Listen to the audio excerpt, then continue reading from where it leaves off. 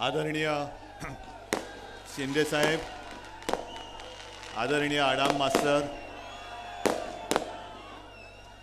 व्यासपीठावरील महाविकास आघाडीचे सर्वच मान्यवर नेते, नावच मला ते आणि जमलेल्या माझ्या तमाम देशभक्त बांधवांनो, भगिनी आणि मातांनो,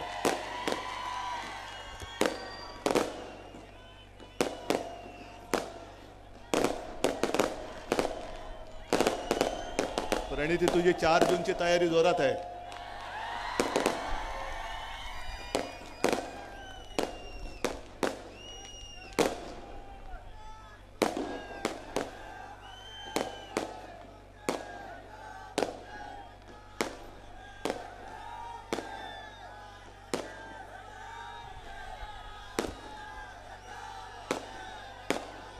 थांबा, आधी ते थांबू द्या. बरं ठीक आहे, तुम्ही सगळे ज्या तयारीने चालाय.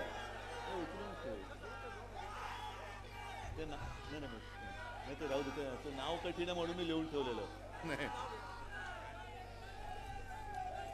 बऱ्याच दिवसानंतर मी नाही, हे नको हे नको, मला हे नाव फक्त जरा विचित्र आहे म्हणून मी घेतलेलं. बऱ्याच दिवसांनंतर सोलापूरमध्ये आलोय. आजपर्यंत ज्या ज्या वेळेला आलो त्यावेळेला मी कोणासाठी आलो होतो तुम्हाला माहिती आहे. आणि आज जे आलो ते त्यांना गाडा म्हणून सांगायला आलेलो आहे.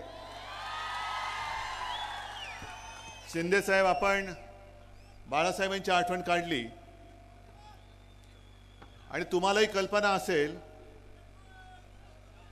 की सुशील कुमारजी आणि आपले बाळासाहेब हे अतिशय जवळचे मित्र.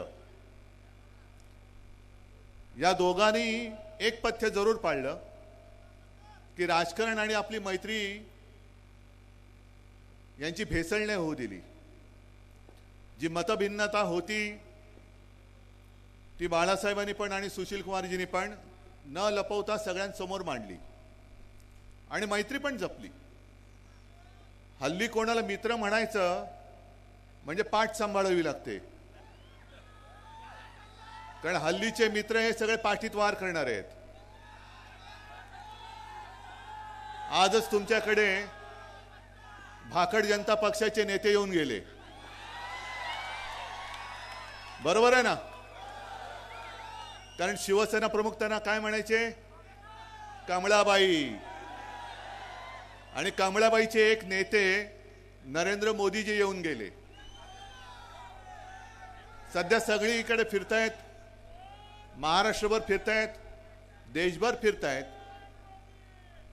आणि लोकांच्या कोपऱ्याला गुळ लावण्याचं काम जोरात चालू आहे. 14 सालापासून कोपऱ्याला गुळ लावतायत. आता कोपऱ्याला गुळ कसा लागल्यानंतर काय होतं? धड चाटतं पण येत नाही आणि गुळ म्हटलं ती काढता पण येत नाही. 14ला लावला होता 19चा गुळ, 19ला लावला 24चा, आता डायरेक्ट 2047. आज ते जे काय बोलले त्यांच्याबद्दल मी बोलणार आहेच. नाही, नकली सेना बोलल्यानंतर मी काय सोडतोय असं वाटलं काय त्यांना? पण उद्या मोदीजी धाराशिवला येत आहेत, म्हणजे त्यांच्या लेखी उस्मानाबाद, कारण अजूनही आपण नामांतर केलं, त्यांनी नाही केलं. पण मोदीजी उद्या तुम्ही धाराशिवला येत आहे. एक तर माझी जाहीर मागणी आहे की तुम्ही जसं समुद्राच्या तळाशी जाऊन एक नाटक करून आला होतात, द्वारका द्वारका म्हणून, आम्ही जय श्रीराम म्हणतो, आम्ही जय श्रीकृष्ण बोलतो, आम्ही बजरंग बली की जय बोलतो, पण उद्या धाराशिवला येत आहे तर माझ्या भवानी मातेच्या मंदिरात दर्शन घेऊन या. आणि मोदीजी, तुम्ही धाराशिवला येतच आहात, आजपर्यंत कधी तुम्ही भवानी मातेचं दर्शन घेतलं नाही. निदान उद्या तुमच्या भाषणाची सुरुवात करताना माझ्या भवानी मातेचं जे काही तुमच्याकडे लिहून दिलेलं असेल, तुमच्या भाषण लिहिणाऱ्यांनी, ते कौतुक तरी करा. तुळजा भवानीचे आशीर्वाद घेऊन असं काहीतरी बोला. आणि जर तुम्ही बोलला नाहीत तर तुमच्या मनात माझ्या महाराष्ट्राबद्दल आणि माझ्या भवानी मातेबद्दल आकस आहे असं संपूर्ण महाराष्ट्र समजेल. आणि जर तुम्ही बोललात तर तुमचा नोकर जो निवडणूक आयोग बसलेला आहे त्याला म्हणा माझ्या शिवसेनेचं जे मी मशाल गीत केलं त्याच्यात जय भवानी जय शिवाजी त्यातल्या जय भवानीला तो आक्षेप घेतलाय त्याला म्हणा घरगड्या तू तो आक्षेप बाजूला काढ. आणि जर गुन्हा दाखल होणार असेल तर उद्धव ठाकरेंबरोबर नरेंद्र मोदींवरती सुद्धा गुन्हा दाखल झाला पाहिजे. एक तर उद्या तुम्ही जय भवानी बोला नाहीतर नका बोलू. महाराष्ट्र वाट बघतोय. महाराष्ट्र वाट बघतोय. हे सगळीकडे त्यांचं जे काही चाललंय थोतांड आज परत एकदा ते आपल्या शिवसेनेला ज्या शिवसेनेने आज या सगळ्या माझ्या भगव्या टोप्या नाही आहेत ह्या मशाली आहेत पेटलेल्या. या मशाली पेटल्या आहेत. आणि कालपर्यंत तुम्ही आमचं प्रेम अनुभवलं. आता मशालीची धग काय असते ते बघा. या मशालीच्या धगेमध्ये तुमचं कमळ नुसतं मळ राहिलाय ते कसं कोमेजतं ते बघा.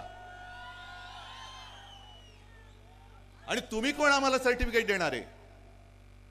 अहो जेव्हा शिवसेनेचा जन्म झाला 66 साली शिवसेना प्रमुखांनी भूमिपुत्रांच्या न्याय हक्कासाठी म्हणजे मराठी माणसासाठी आणि मराठी अस्मितेसाठी महाराष्ट्राच्या अस्मितेसाठी शिवसेनेला जन्म दिला तेव्हा मोदीजी एक तर तुम्ही कुठेतरी हिमालयात असाल किंवा कुठल्या तरी रेल्वे स्टेशनवर असाल. नाही नक्की तुमचं काहीच कळत नाही आम्हाला. आणि आज तुम्ही आमच्याकडे येऊन ज्या शिवसेना प्रमुखांनी तुम्हाला कठीण काळात म्हणजे अटलजी तेव्हा तुम्हाला केराच्या टोपलीत टाकायला निघाले होते. राजधर्म का पालन करना होगा असं म्हणून तुम्हाला उचलून फेकत होते. केराच्या टोपलीत जर का गेला असतात तर मोदीजी 10 वर्ष तुम्हाला जी भोगायला मिळाली ती भोगायला मिळाली नसती. आणि तुमच्यासाठी आज तमाम शिवसैनिकांनी जसं प्रणिती तू बोललीस सोलापूरकरांनी अख्ख्या महाराष्ट्राने अहो काय गंमत आहे 48 पैकी 42 खासदार निवडून देण्याचं. पण शिवसेना बरोबर होती म्हणून तुम्ही त्या तख्तावरती बसला. आता शिवसेना तुमच्या सोबत नाही त्या तख्तापर्यंत तुम्ही पोहोचू शकत नाही पोहोचू देणार नाही. आणि संकट काळामध्ये मदत करणाऱ्या शिवसेनेला तुम्ही नकली शिवसेना म्हणता. अहो तुमच्या भारतीय जनता पक्षाचा भाकड आणि भेकड जनता पक्ष झालेला आहे. प्रत्येक ठिकाणी माणसं पैसे देऊन गोळा करावे लागत आहेत. इकडे मी तुम्हाला सगळ्यांना विचारतो एक तरी माणूस कोणी भाडकाऊ आहे काय? तुम्ही स्वतःहून आलात ना? स्वतःची पदरमोड करून आलात ना? बघा मोदीजी असं प्रेम याला प्रेम म्हणतात.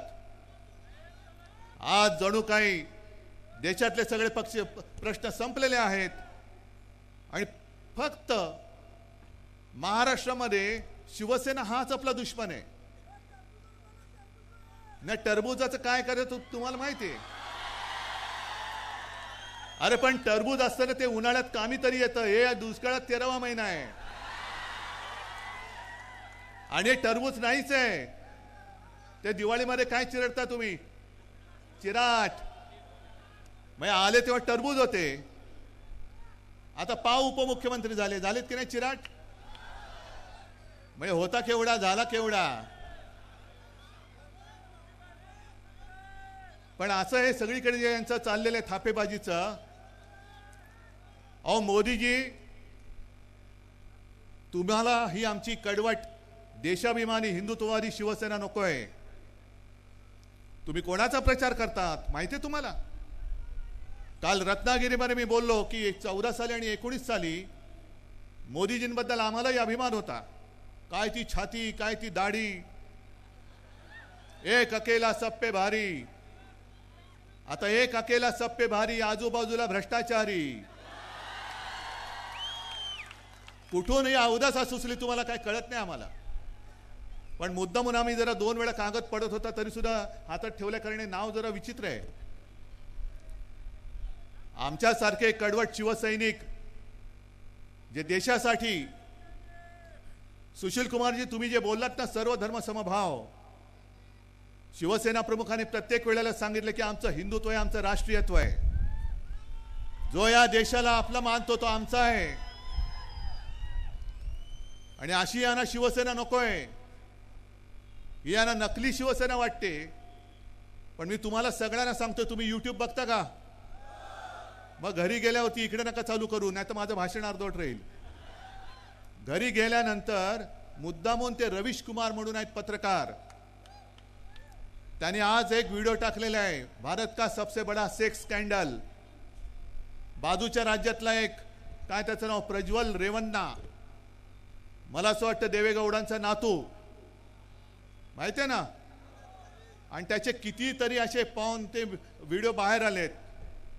आणि मोदीजी स्टेजवरनं त्यांना सांगतायत की या प्रज्वलला मत दिलं म्हणजे माझे हात बळकट होतील. हे असे तुमचे कळकट हाताचे बळकट हात, हे अशी माणसं तुम्हाला पाहिजेत?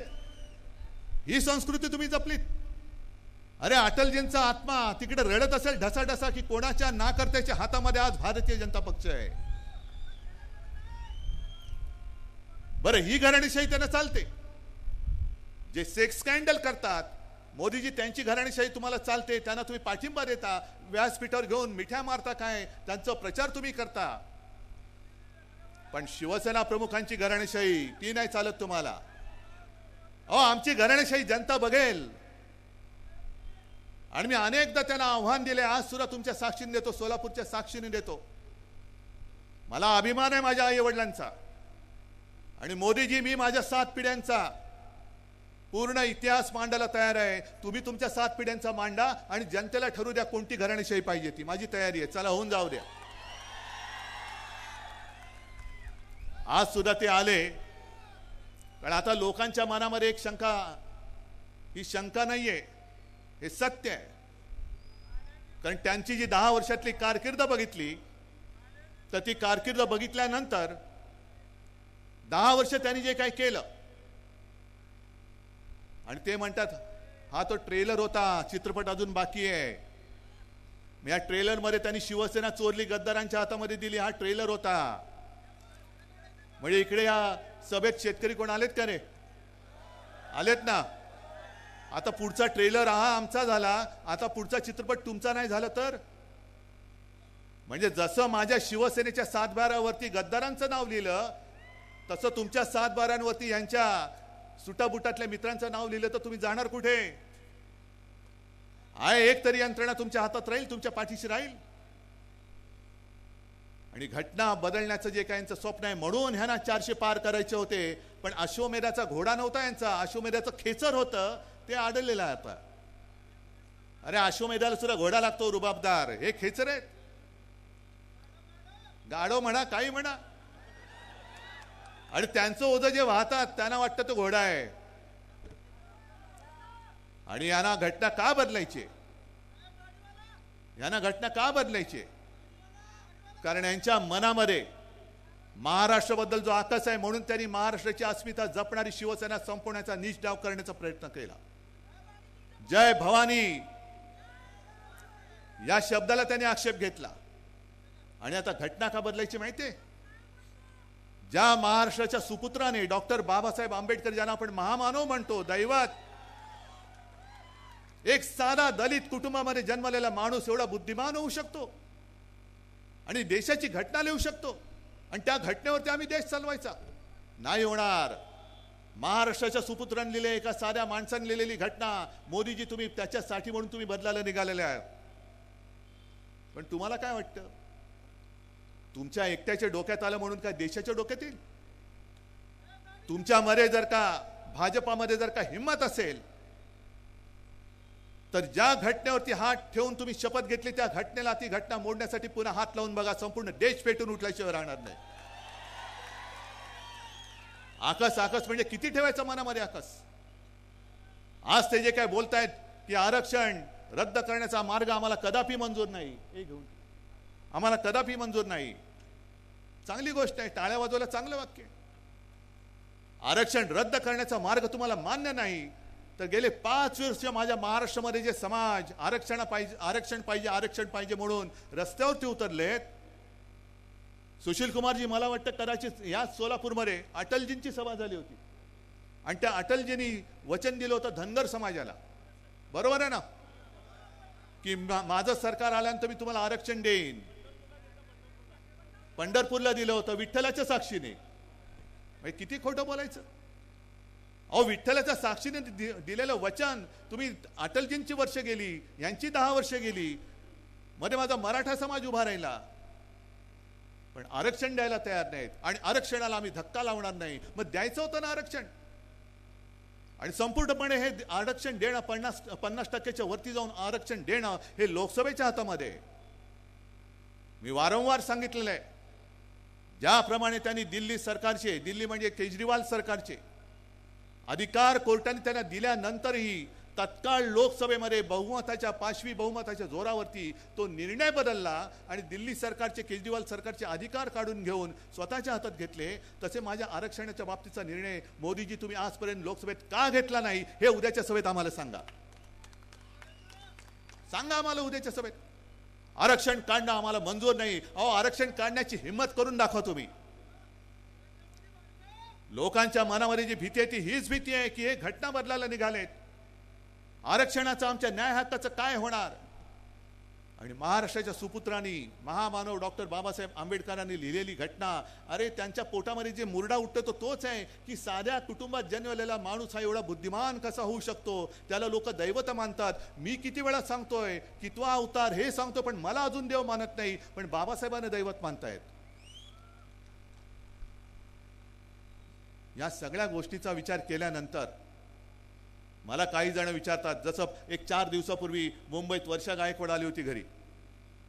मला प्रेसने विचारलं, शिवसेनेची मतं काँग्रेसला ट्रान्सफर होणार का. म्हटलं का नाही होणार, कारण काँग्रेसच्या हातामध्ये आज मशाल आहे. त्याच्यामुळे हातामध्ये मशाल घेऊन आम्ही विजयाची तुतारी फुंकणार आहोत. काय प्रॉब्लेम आहे तुम्हाला, काय अडचण काय. भाजपा म्हणजे ब्रह्मदेव नाहीये. भाजपा म्हणेल तेच हिंदुत्व, भाजपा म्हणेल तोच देशप्रेमी, आणि भाजपच्या विरुद्ध बोलेल तो देशद्रोही. हे नाही, हे ब्रह्मदेव नाही आहात तुम्ही. आणि पुन्हा एकदा सांगतो मोदीजी, तुम्ही आम्हाला जे नकली म्हणून हिणवता आहात, नकली शिवसेना म्हणाला, मी परत सांगतो, नकली बोलायला ती तुमची डिग्री नाही आहे, ही असली शिवसेना आहे. आणि या शिवसेनेचा दणका काय असतो तो तुम्हाला 4 जूनला महाराष्ट्राच्या मतपेट्या उघडल्यानंतर कळेल. आज सोलापूरचे जे प्रश्न आहेत, आज महाराष्ट्र तहानेने व्याकुळ झालेला आहे. सोलापूरचे प्रश्न आहेत, पाण्याचा प्रश्न आहे. प्रणिती, तू सगळं व्यवस्थित सांगितलेलं आहेस. म्हणजे मी मुख्यमंत्री म्हणून जेव्हा प्रणिती बोलायची सभागृहात ते मी ऐकलेलं आहे. आणि हाच आवाज आपल्याला लोकसभेमध्ये पाठवायला पाहिजे, हाच पाठवायला पाहिजे. आणि या भाकड जनता पक्षाची जी नीती आहे, वापरा आणि फेकून द्या, वापरा आणि फेकून द्या. शिवसेनेचा वापर केला. 14 साली पंतप्रधानपदी बसले. 14 सालीच ऑक्टोबरमध्ये अचानक आपली युती तोडून टाकली. काय कारण होतं. 19 साली सुद्धा पंतप्रधानपदी बसले. मी तुळजाभवानीची शपथ घेऊन सांगितलं की मी बाळासाहेबांना दिलेलं वचन आहे की शिवसेनेचा मी मुख्यमंत्री करून दाखवेन. आणि हे वचन अमित शहाना मी सांगितलं होतं, त्यांनी मान्य केलं होतं, पण मोडला शब्द.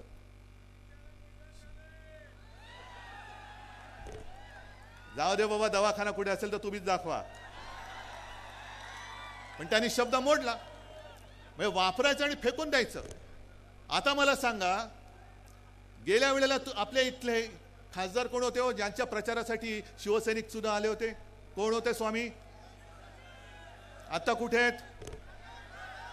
गेल्या वेळेला का दिले होते, कारण त्यांच्या भक्तांची मतं पाहिजेत, बरोबर ना.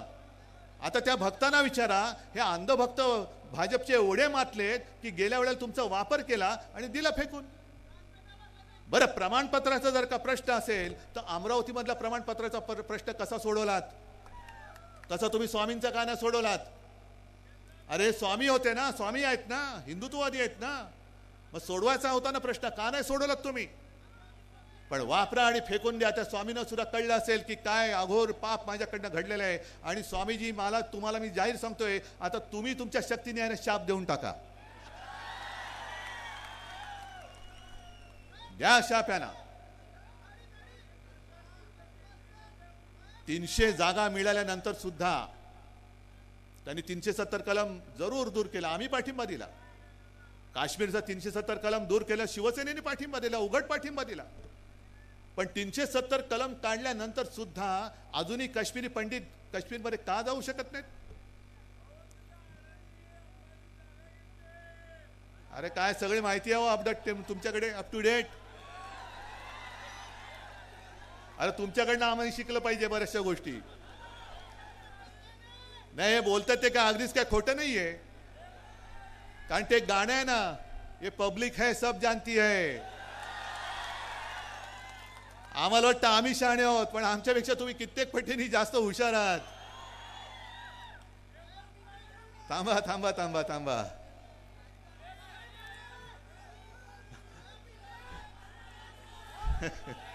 तुम्ही असं मध्ये बोलला तर मला पण हसायला येतं मग. बरं ठीक आहे. तुम्हाला मगाशी तुम्ही कोणावरती बोललात? काय ते टरबूज म्हणजे कोण? म्हणजे कोण? अरे म्हणजे मध्ये मी त्याला फडतूस बोललेले ते. आता नाही मी बोलत आहे, नाही तर सांगतील पुन्हा फडतूस बोलले. मी त्यांना फडतूस बोललो होतो, आता बोलत नाही. मी त्यांना कलंक पण बोललो होतो, पण आता बोलत नाही. कारण त्यांना फार वाईट वाटतं ते. त्यांनी परवा एक आमच्या इकडे विनोद केला रायगडमध्ये. ते म्हणाले बाकीची कामं सोडून द्या, म्हणजे कामं नाही केली मोदींनी, हे त्यांनी स्वतः सांगितलं.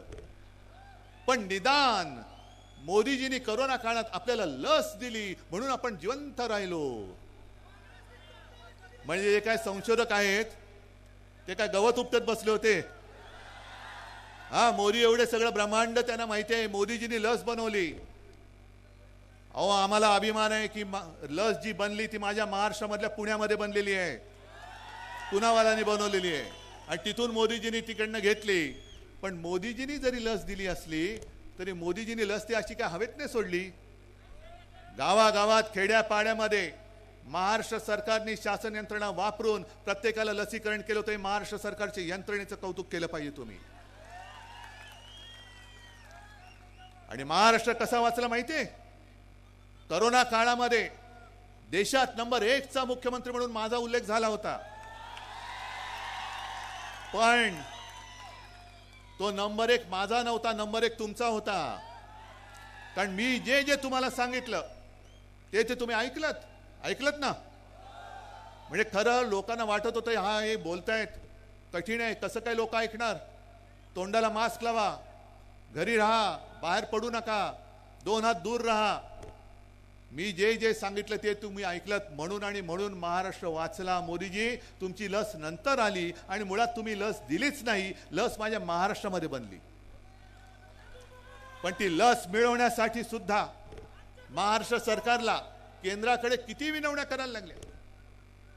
आधी लोकांना जमवायचं, जमवल्यानंतर लक्षात यायचं की अमुक एका केंद्रावरती एवढी लोक आलेत पण तेवढा लसचा पुरवठाच होत नाहीये. मग केंद्राला सांगितलं, केंद्र सांगायचं थांबा जरा, आधी आम्हाला इकडे देऊ द्या, आधी आम्हाला तिकडे देऊ द्या. हे सगळे तुम्ही सगळे चाळे केलेत.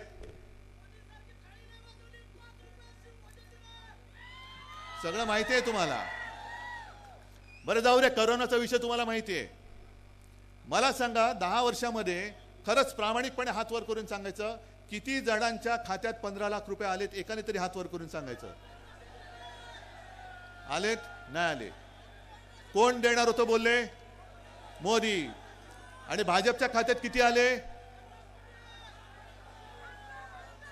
निवडणूक रोख्यातून किती आले? मोजायच्या पलीकडे आहेत. 8-10 हजार कोटी. मग आजचे दिन कोणाचे आले? आणि पुन्हा आणखीन देणार परत त्यांना मत. आता आणखीन एक गोष्ट सांगतो. निवडणूक रोख्यांचा घोटाळा हा जगातला सगळ्यात मोठा घोटाळा आहे असं कोण बोललं तुम्हाला माहितीये? निर्मला सीतारामन ज्या अर्थमंत्री होत्या त्यांचे पती प्रभाकर, परकला प्रभाकर, त्यांनी सांगितलं की निवडणूक रोखे हा जगातला सगळ्यात मोठा घोटाळा आहे आणि त्यांनीच त्याला नाव दिलंय मोदी गेट.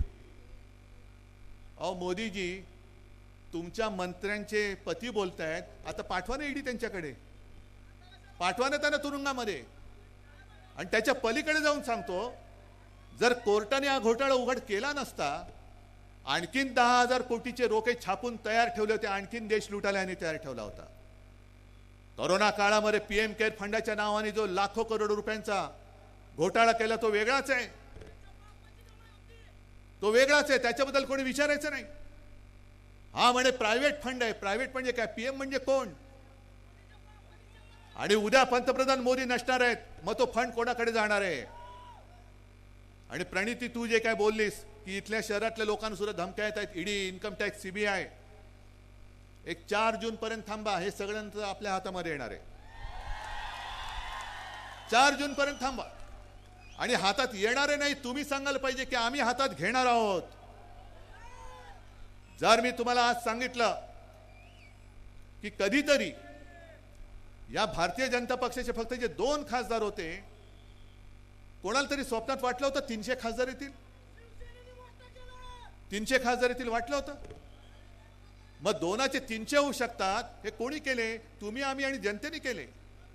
मग जे 2चे 300 करू शकतात, ते 300चे पुन्हा 2 नाही करू शकत? आणि 2 खासदार तर आलेच पाहिजेत, 2 खासदार तर आलेच पाहिजेत. कोण 2? हे जे 2 फिरतायत दादागिरी करत, हेच 2 आले पाहिजेत. आणि त्यांच्यासमोर सुशील कुमारजी, संपूर्ण आपलं इंडिया आघाडीचं सरकार बसलं पाहिजे. तमाम जे काय खासदार असतील, काय असतील 500 550, त्यातले 2 वजा करा आणि बाकी संपूर्ण इंडिया आघाडीचे खासदार आले पाहिजेत. पण आजपर्यंत आम्हाला असं जे वाटत होतं की देशाला जर का मजबूत करायचं असेल तर एका हाती सरकार पाहिजे. पण एका हाती सरकार दिल्यानंतर आज जो काय अनुभव येतोय, आता एका पक्षाचं सरकार चालणार नाही, एका व्यक्तीचं तर मुळीच चालणार नाही. कारण एका व्यक्तीच्या हातामध्ये जर का सगळा देश दिला, तर आजच जो हुकुमशाह बनलाय तो उद्या जुलमी हुकुमशाह होईल. तुम्ही आमच्यावरती जे टीका करता की इंडिया आघाडीचे जे चाललंय की दरवर्षी पंतप्रधान बदलायचा, अहो दरवर्षी पंतप्रधान बदलायचा, हे तुम्हाला कोणी सांगितलं? बरं, बदलायचे की नाही बदलायचे ते आम्ही ठरवू ना. पण पुढची 50 वर्ष मीच एकटा पंतप्रधान पाहिजे, मैं और मेरा परिवार, म्हणजे मी आणि माझी खुर्ची, बाकी कोणीच परिवारामध्ये नाही. ही एकाधिकारशाही आम्ही या देशात चालू देणार नाही, अजिबात चालू देणार नाही. आणि आम्हाला देशामध्ये सरकार पाहिजे, होय मजबूत सरकार पाहिजे, पण देशातल्या सर्व राज्यांचा मान ठेवून, एकत्रितपणे सगळ्यांना घेऊन, सबका साथ सबका विकास, सबका साथ आणि दोस्तों का विकास करणारं सरकार नकोय, सबका विकास करणारं सरकार पाहिजे. जसं अटलजींनी चालवलं होतं सरकार, नरसिंहराव त्यांनी चालवलं होतं, मनमोहनजींनी चालवलं होतं, सगळे होतं ना. एनडीए, तेव्हा एनडीए होता, त्याच्यानंतर मला वाटतं यूपीए होता, सुशील कुमारजी तुम्ही गृहमंत्री होतात, तेव्हाही सरकार चाललेलं होतं. मग सगळ्यांचं मिश्र सरकार हे उत्तम देश चालू शकत असेल तर आज देशाला मला असं वाटतं अशा संमिश्र सरकारची गरज आहे, हुकुमशाहीची गरज नाहीये. नकोय आम्हाला हुकुमशाह. नाही, त्याची तर तुम्हीच हजामत करणार, मी कशाला घेऊ? मी चोरांवरती बोलत नाही, गद्दारांवरती बोलत नाही, ज्यांना दिल्लीवरनं चाव्या दिल्या जातात त्यांच्यावरती तर अजिबात बोलत नाही. पण आता तुम्ही सगळ्यांनी मला जरा जोशात सांगायला पाहिजे. मी मुद्दा म्हणून आलोय प्रणितीला, मला माहिती नाही मी किती तिच्यापेक्षा मोठा आहे वयाने. सुशील कुमारजी मला आशीर्वाद देतात, पण प्रणिती, मी तुला वयाच्या याने आशीर्वाद द्यायला आलोय, हो आशीर्वाद द्यायला आलोय. प्रणिती, तुला मी तुझा मोठा भाऊ म्हणून शुभेच्छा द्यायला आलोय, हो तुला शुभेच्छा द्यायला आलेलो आहे. आणि हे सगळे माझे, तुझे सगळ्यांचे मोठे भाऊ, छोटे भाऊ, बहिणी, माता भगिनी इकडे बसलेले आहेत, हे सगळे इकडे तुला आशीर्वाद द्यायला आलेले आहेत. आणि आशीर्वाद नुसते शाब्दिक नकोय. हे जे काय मला माहित नाही उमेदवार समोरचा कोण आहे, बाहेरून पार्सल आणले म्हणतात, म्हणजे सगळं काही इकडनं जे बाहेर नेत आहेत, महाराष्ट्राचे उद्योग बाहेर नेत आहेत, पण कांद्यावरती निर्यात बंदी अजून आहे. तशी आता ही इथली जे काही बाहेरनं आलेले उमेदवार आहेत त्यांची निर्यात करून टाका, परत देऊन टाका. त्याच्यानंतर जे बाहेरची पार्सल जी येतात इकडे ना, त्यांना सांगा इकडे सोलापूरकर समर्थ आहेत, सोलापूरचा जो माणूस आहे तो अस्सल सोलापूरकरालाच यावेळेला निवडून देणार. आणि सुशील कुमारजी, तुमची कारकीर्द, तुमच्यावरती प्रेम करणारे असंख्य इकडे सोलापूरकर आहेत. आडाम मास्तर इकडे आलेले आहेत. मला आता मगाशी भैया देशमुख भेटले, ते सुद्धा पाठिंबा द्यायला आलेले आहेत. सगळेच सोबत आलेले आहेत. राष्ट्रवादी आहे, आप आहे, सगळेजण एकत्र आल्यानंतर मला प्रणितीचा विजय नुसता साधा सुद्धा नकोय. तुम्ही मला हात वर करून सांगायला पाहिजे की समोरच्याचं डिपॉझिट जप्त करून आम्ही प्रणितीला विजय करून देणार. आहे ठरलं सगळ्यांचं? नक्की. मग विजयाच्या सभेला येऊ. चला, माझं वचन आहे, विजय झाल्यानंतर सुद्धा मी तुमच्या दर्शनाला आल्याशिवाय राहणार नाही. पण तत्पूर्वी प्रणितीला विक्रमी मताधिक्याने निवडून द्यायचं काम, ते पुण्य काम तुम्ही कराल ही खात्री बाळगतो आणि आपली रजा घेतो. जय हिंद, जय महाराष्ट्र.